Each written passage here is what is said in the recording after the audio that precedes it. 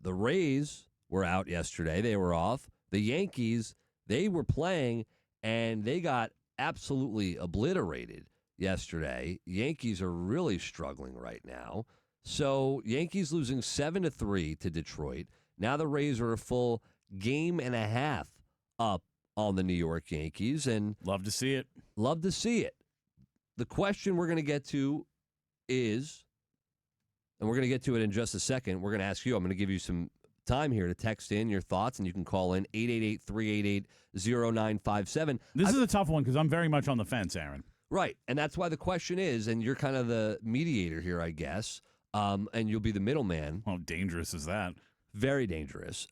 I believe in the Rays a lot, and I've been very high on the Rays. You guys made fun of me before spring training, as we got closer to spring training, about how optimistic I was going to get, and I did. I got optimistic because I saw. Very funny. It was weird how it happened, but I saw the pieces. Like a month before baseball, Aaron was pretty much in lockstep with both me and Sam in not really believing they had done enough this offseason to be very good. How would you? And then the closer we got to spring training, the closer we got to Fan Fest, because that's when Aaron really gets his juices flowing, the more optimistic he got. And I feel like so far this season, the reasons I gave for why this Rays team would have success, they've come to fruition. I don't want to be unfair to Sam. So Sam, or Pat, how would you describe Sam's outlook on the Rays overall this season? Pessimistic. Right? I mean, and by the way, again, mostly going into the year, I was very pessimistic as well. I've not remained as pessimistic as Sam Cohen has, but I was not excited about what I thought this season was going to be, and it's certainly been way better than I expected. And Sam, born and raised Rays fan, born and raised in the Tampa Bay area, Newport Richie. Biggest Rays fan on the planet, I think you mean to say. Self-proclaimed, yes. I've seen other Rays fans throughout this saga texting in, agreeing with Sam, being like, yes, you're right. So, I mean, he said it was over a few days ago. Like right before the win streak, Sam's like, they've done. It's over. That's very pessimistic. Yeah. I don't know that it's pessimistic as much as it's realistic. If I could go back to was FanFest and look back, I would say that they're right where I thought they would be. Yes, they're on the 5-game win streak. They're in Kansas City tonight. You thought that? Hold on, because this is where I disagree with you, and I know I didn't think so. You thought they'd be a game and a half ahead in the American League East and 13 games above 500 or whatever the hell they are? Because I didn't. Your mic's, you're talking, but I can't hear you. Oh, I was trying to mess with the button bar. That was amazing. No, I didn't think they'd have the record they did. I more so meant just as the team is built. It's pretty much 3 guys saving their behinds. The pitching staff has been good, and that's kind of what I thought it would be. When I said it's over, their chances of winning a World Series, it's 0, zip, zilch, none. And again, wow. People can say that's pessimistic, and I'll wear the crown if that's the one that they want to put on me. But I've watched this story unfold for 26 years of my life. They have given me zero reason to believe that anything is different. It's the same couple of big guys on the roster with some other pieces around it, some decent pitching. The bullpen has been better of late. So there's no real reason, and I applaud you, Aaron, that you have the ability deep down to really believe in this team. Because, again, I've watched the same story unfold for 26 years here, so until I see something different, I'm not going to waste my emotions on getting fired up on it. I have a question, though, because I might be watching a different team. I know at the top, it's Yandy, Jr., and it's Aranda. I know that. You have to have guys like that. But am I watching something different? Because every time the Rays start to get hot and start producing, yes, they are producing, but it's other guys that are coming through in big moments. Am I crazy? Is that just me? Or am I watching something completely different? I think you'll have a guy like Taylor Walls get a big hit every once in a blue moon.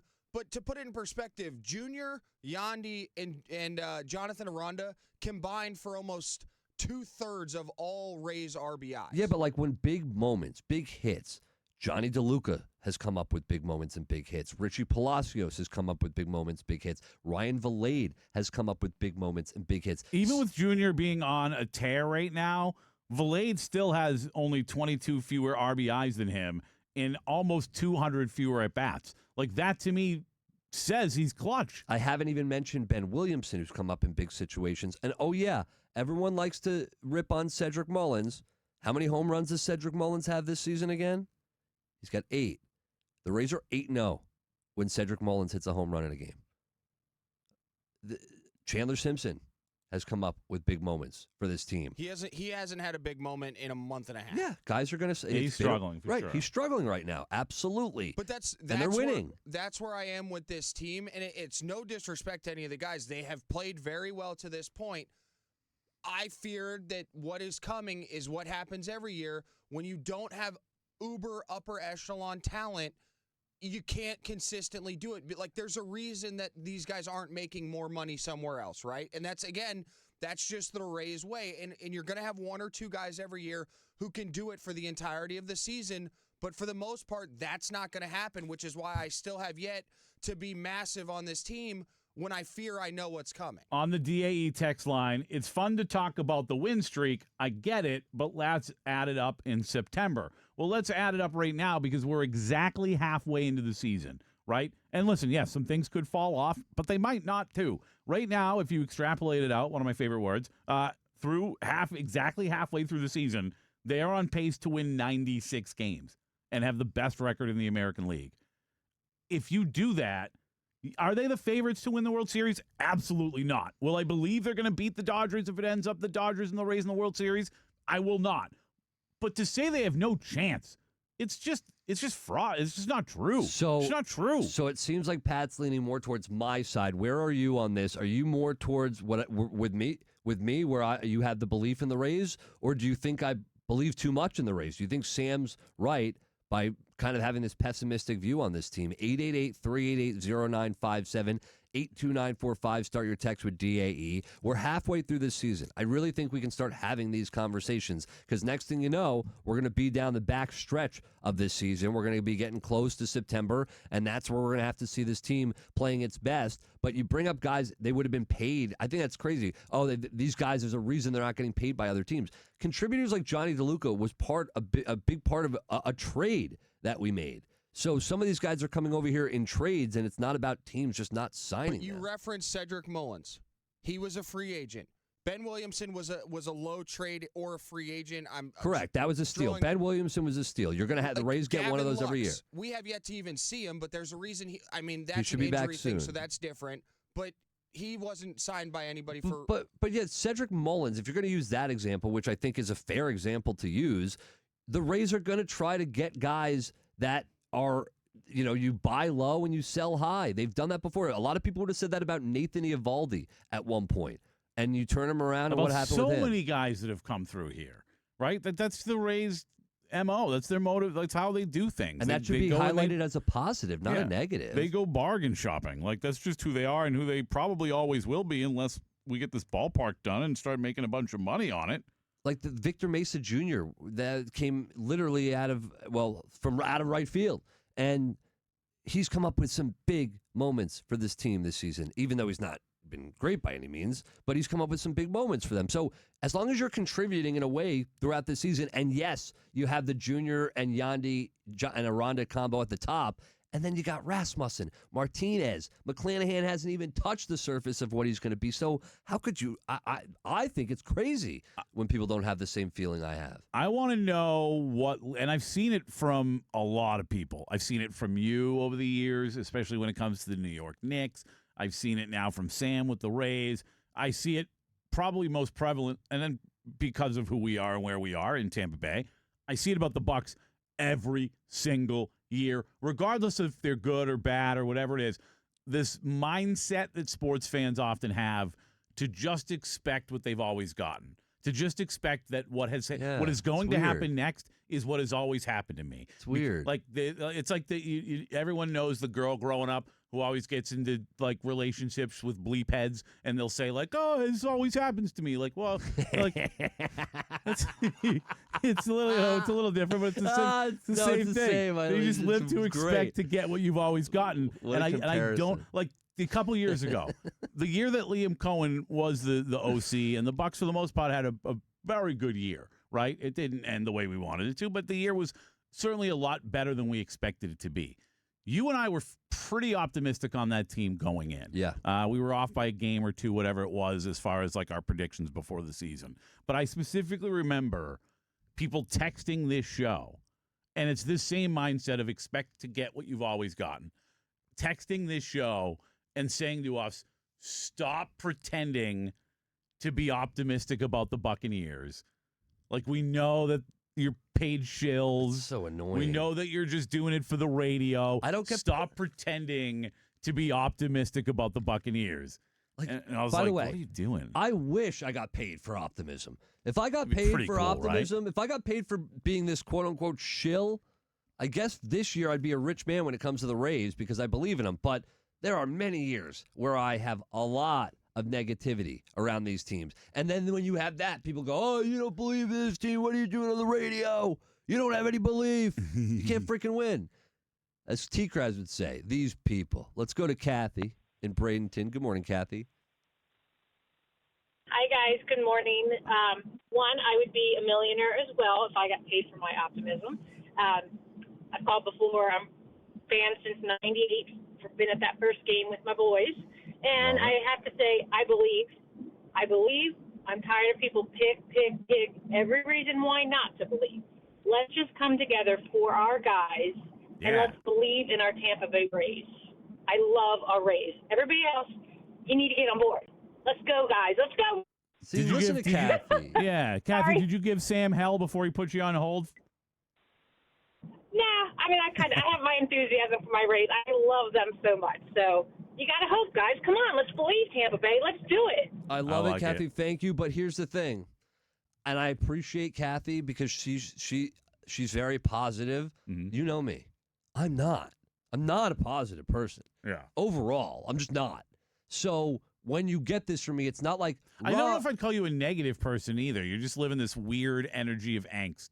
Yeah, I think that's fair. Like, you're not positive, you're not negative, you're angstful. I'm just existing in front of you. Angstful is a word, right? Angstful? I feel like it's a word. I'm full of angst, and I need to figure that out. But that's a later problem. If angstful isn't a word, we need to create it just for Aaron Jacobson. I'm not a rah, let's get behind this team because they're our team. That is not what I do. But I appreciate Kathy and any Rays fan that wants to do that. I'm telling you how I see it. This is how I see it with this team, how I have seen it with this team. And if it falls off the rails, then I'll go, all right, I saw it wrong. I read the board wrong. I see it here. I need to read what is perhaps the most perfect description of Aaron Jacobson ever. I Googled angstful. Mm-hmm. I Googled the word angstful to make sure it was a word. The experience Did typically clear your throat for that one. Oh yeah. Oh, wow. Yeah. The experience typically involves the following: existential dread, grappling with philosophical questions about purpose, the state of the world, or the future; restless dissatisfaction, persistent unease and irritability where peace of mind is hard to find; and then lastly, emotional fluctuation, cycling through stress, worry, and frustration. Can you look up the cure? Just forget about the symptoms. Just find me the cure. I'm going to see what Google AI will tell me. Yeah, just find me a cure here, please. Enough with reading my symptoms. It's probably going to come up with some drug where the side effects are 10 times worse than what you're actually dealing with. There is no instant medical cure. Oh, good. Or existential or existential or emotional angst, as it is a complex human experience. So therapist is what it says. It says change your philosophy. I'm sorry. I don't even. Therapist is what it says. Let's go basically. You need help. You need help. That's it. Let's go to JC in Tampa. What's up, JC? Hey, gentlemen. Good morning. Good show as always. Our loving team, the Rays, that we care so much about. Look, who does more with as much as they have than the Rays? Nobody. Probably nobody. Nobody. All right. Agree. And now where are we? Somewhere between Sam and Aaron. I'm closer to Aaron, but I'll tell you what, guys. We have new owners, and there's a big debate on who, but we do need one more bat. I keep hoping Valade is that guy. 3's good. 4 is a major difference if you can get the 4th guy. I don't know. There's names out there, but that we go all day on who, Christian Walker. But all these teams are around 500. So many of them that could be sellers if they were worse, that it really seems to dilute the market. But we don't have Pepio, and of course Matz is out. We're still doing it. McClanahan's been questionable. There's so much potential on this team, and guys like Williamson, all the guys you mentioned, have come through. Can they keep doing it? I got to go with Sam on. There's going to come a time when, like this little stretch before, what are we going to do to bridge the gap and not have another stretch like that where it was a lot of flat? JC, Mullins has come up. Hey, JC, hold your thought for 1 second. I got to ask Aaron something before you get too far away from it. I need to know if you need to clarify if Aaron doesn't understand. Aaron, when he says 3 is good but 4 would be better, what the hell is JC talking about? Getting a 4th star. Is that you meant like you talked about Aranda, Yandy, and Junior. He's talking about getting a 4th, right, JC? That's it, man. I mean, we all know the big 3 are. Yeah, and thank you, for that, JC. Good call, JC. Thank you for the call. And I thought he was looking at a specific list. Like it came across as very confusing. I understand what JC's saying. I understand to an extent what Sam and Rays fans fear. For like you mentioned, I'm an angstful guy. If there's one thing that creates fear for me when I talk about these players, what do I always say? It's injuries. Yeah, of course. Injuries. I am worried with the health of this team. But what team is that ever going to not be a case for? And for me, that fear is constantly there. It's embedded in me. It's always there. Yeah, so just assume. I'm always assuming at some point that somebody big will get hurt, and it sucks. Listen, but the way this team is situated now, they are a built-to-win team.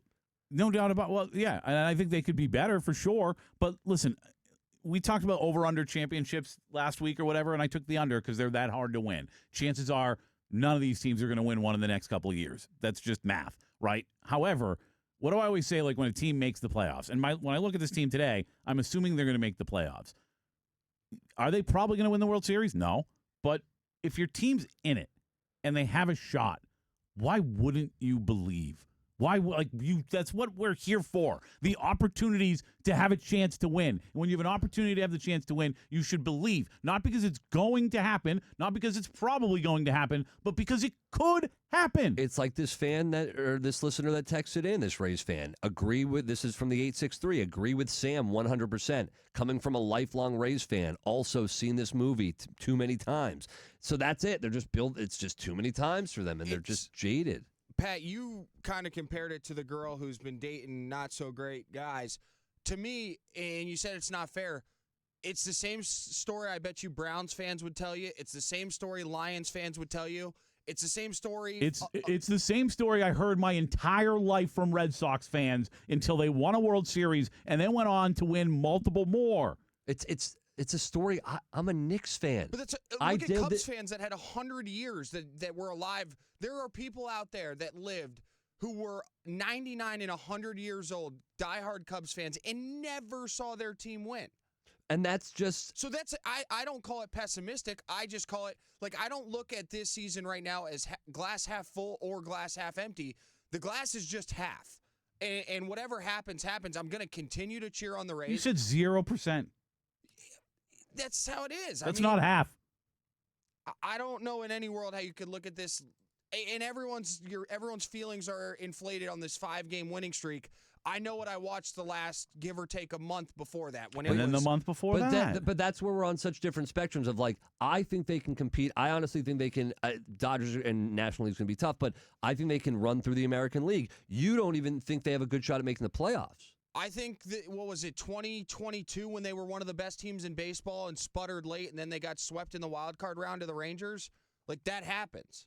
Yeah. And you can the way I look at the Rays right now in this season specifically, you started really hot. There's going to be teams that start hot. In the Rays, they had the little stretch of 10 games that they was slow and then they exploded. The super high and the super low does not make a good team to me. You have to just be consistently good. You can't have these, oh, my God, they're the best team, and then, oh, my God, they're the worst team. Sam, yesterday you said that when off the air we were talking that if the Bucks or if the Rays don't make the playoffs this year, it would be a bigger collapse than the Bucks not making it last year. You said that yesterday, right? Yeah. So if you think that at this point in the season that the Rays collapsing would be a bigger disappointment and a bigger collapse in the Bucks, that means you believe the Rays are going to they should make the playoffs. Well, that's because they have what we say the math was, an 8-game lead. To be fair, I said at the All-Star break, if they still had this 8-game lead in the wild card, that would be a drastic collapse to blow, give or take an 8 to 10 game lead in the wild card with less than 80 games to go. But I think Aaron's point is you believe that they should, right now, they should make the playoffs, right? Absolutely. Based on I probabilities. just don't think they're going to do anything in the playoffs. Well, listen, that's fair for you not to have high expectations, but at the same time, and again, I know they lost the World Series, but no one thought the Arizona Diamondbacks would be anywhere near the World Series a couple years ago when they were in it, right? So if that team can do it, and we've had that conversation about so many teams over the years that have won World Series that nobody saw it coming. This team could absolutely, you get into the World Series, the pitching is in the right place, you get some timely hitting, and you can beat anyone. And like we talked about yesterday, I said it yesterday, all season long is the example. All season long you see bad teams beating good teams in series all season long. Why shouldn't one of the best teams be able to beat a good team? We'll see. And I'm with you guys both, though. The fear when they get there, last time, 2022, 2023, their bats went dead when they got to the playoffs. I don't expect that to happen again. We'll get